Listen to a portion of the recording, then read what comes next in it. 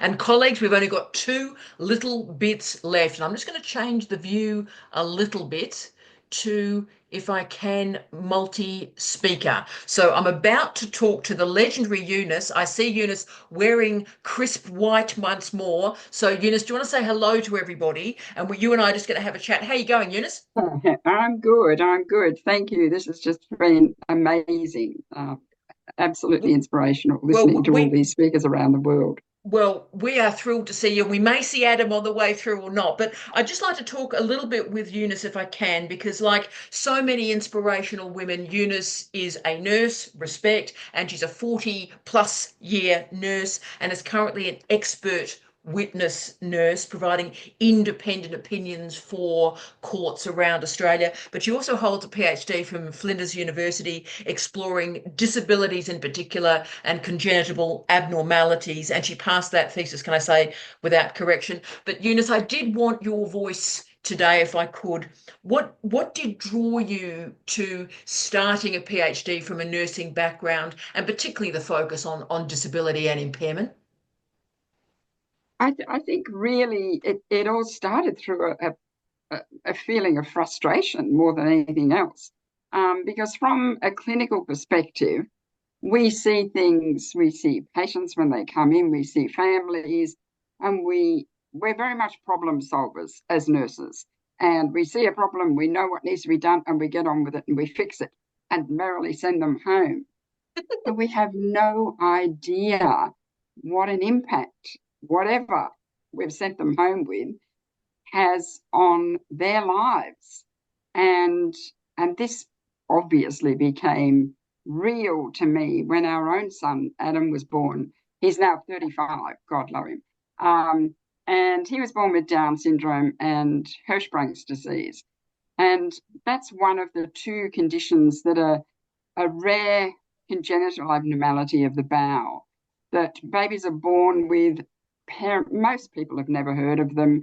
All of these conditions are named, after Dr. Hirschsprung's. There's never a Dr. Smith or Jones or anything like that. um, so they're weird conditions that no one's ever heard of. And the sad thing about them is they're not detectable before birth. And that is a real problem. Wow. And even now, 35 years later, we still have no means of detecting Hirschsprung's disease before birth because it's a disease of the bowel. It's where there's a lack of nerve supply to the large bowel from the anus back to a certain point. In some babies, that can encompass the entire gastrointestinal tract, in which case it's extremely rare to be compatible with life. But in most children, it's part of the large bowel. And what happens is you think of a large tube from mouth to anus, there's a blockage at the bottom, that's what they're born with, a bowel obstruction. You start feeding them at the top, that's when you start to realize, hang on, something's going on here. There's nothing coming out the bottom end or very little, and their tummy swells up, and clearly there's indications. As a nurse, you realize something is going on here that shouldn't be. And of course, millions of tests later reveals that it is in fact Hirschsprung's disease. And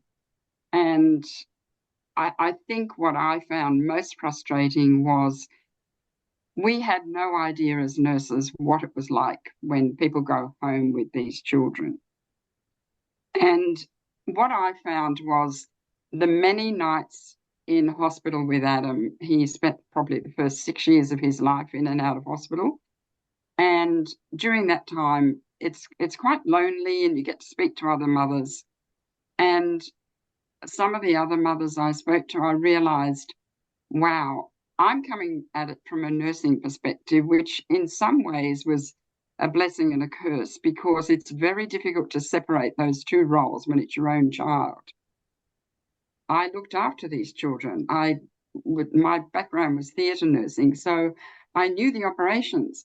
I knew all the practical side of it. But what I didn't know was what it felt like when it's your baby coming out of theatre, having had major surgery at a few days of age. And I thought, if I am finding this difficult to navigate as as a nurse who understands all of that side, then what about all the mothers and fathers who have no experience with the medical arena, don't know how things work, who to contact, all that sort of thing? And slowly but surely, I met other mothers who, there was one particular nurse who was very interested in this condition and helped look after us. She was very keen on spreading the word, helping other people. But I also found there was another mother who had the same surname as us, amazingly. Her little girl also began with the letter A, and people often confused us when we were coming into hospital.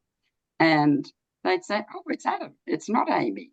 I wanted to know who this other person was. Turned out she was an ICU nurse. We got together, the three of us, and we decided to start just a little mothers group to help other people. Well, that little mothers group turned into a fully fledged support group and registered charity. And it had been going up until last year. We actually closed it down last year simply because the internet has taken over. People can find information online. But what I found through all those years and the privilege of talking to all those families and my own experience was their voices just weren't heard from the other side of the fence. They weren't heard from the medical arena or the nursing arena. We understood the problems and what needed to be done, but we didn't understand how we could support them. And that's why I think, work such as the social work arena we've heard about today, lots of other support services is so important. So many times I heard the same story over and over again. I didn't know there was anybody else out there with these conditions. It's so good to talk to somebody because we can't talk to our friends. These children, some of them go through life and they're perfectly fine after the surgery. But a lot of people in the community, of course, don't understand. They think, well, it can't be anything to do with what they're born with because they had the surgery and it was fixed. Well, we stopped using the word fixed a very long time ago. As you know, even as recently as just last week, Adam, who's now 35, we had to call an ambulance and he was taken into hospital. Oh, Eunice. But I think, again, you're an inspirational woman. I don't know if you can see, I'm getting quite teary, everyone looking at you, and we're holding on to every word you've said. Can I move you forward now to you then decided to complete a PhD on this particular disability and impairment, Yeah. and you also completed that PhD at a distance. So how did you manage that clustering effect? Oh, look, for me, it was just the gem that I needed because we live in a semi-rural community. When I first started, I first started my PhD in 2009, and it was very difficult to find a supervisor that was interested in what I wanted to write about. And that went on for many years. But my experience then was driving over 3 hours for each meeting, which might have lasted about half an hour. That was such wasted time that could have been spent researching, writing, actually getting on with it. Excuse me, my voice is croaky this morning. Doing well. What I found when I'm just so blessed that I was able to connect with you and Jamie to do, you fob it off, but honestly, if it wasn't for you, it wouldn't have happened. It took 14 years, but eventually I realized things weren't working. It was being pushed more as a medical model, and that's not what I wanted. I really wanted more of the social model and what happened to people. So when you agreed to take me on, what surprised me was I didn't have to stay within the field of nursing and medicine. You don't have excuse me, you don't have that background.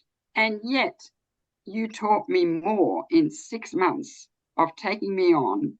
We completely rewrote the PhD, and it was done. And it was done because of your diligence of weekly meetings, half an hour. They were on the dot every Tuesday morning, 9 to 9:30. I knew exactly what I was doing. You always read whatever I sent to you. You sent it back, and it kept me on the ball to get this thing finished. That's amazing, Eunice. I mean, again, giving me way too much credit. I'm just a random, and Oh, you're a truly brilliant human being. But can I ask the question that probably everybody who is watching you and is so incredibly moved, my sort of final question for you is, how did you manage doing a PhD, having a working life and career, having a fantastic family and a gorgeous husband, but with the caring responsibilities and completing a PhD? How did you bind that all together, Eunice? Teach us. I think it comes from the support network around you. You know, I mean, my husband just took over the role of whatever needed to be done. He always has done. When Adam was born, our girls were 2, 4, and 6. So life was hectic, to say the least. Um, but I guess you just get on with it. If it's something you're passionate about, something you really want to do, then you will find the time to do it. But you've got to have the right people supporting you. Otherwise, you're treading alone, and that's no place to be. Now, Eunice, we're currently working on this thesis becoming a book which will change people's lives. But can I say the best, I mean, as someone who's been a dean for much of the last decade, the two best PhD examiner reports I ever read were in response to this remarkable thesis. I was just blown away. Transcendent. Transcendent. So this remarkable woman has changed knowledge, changed how we think about impairment and disability and families, but also changed how we think about doctorates. Eunice, I thank you for being you. You will have changed some people's lives today. Thank you so much, Tara, for the opportunity. Oh, you are the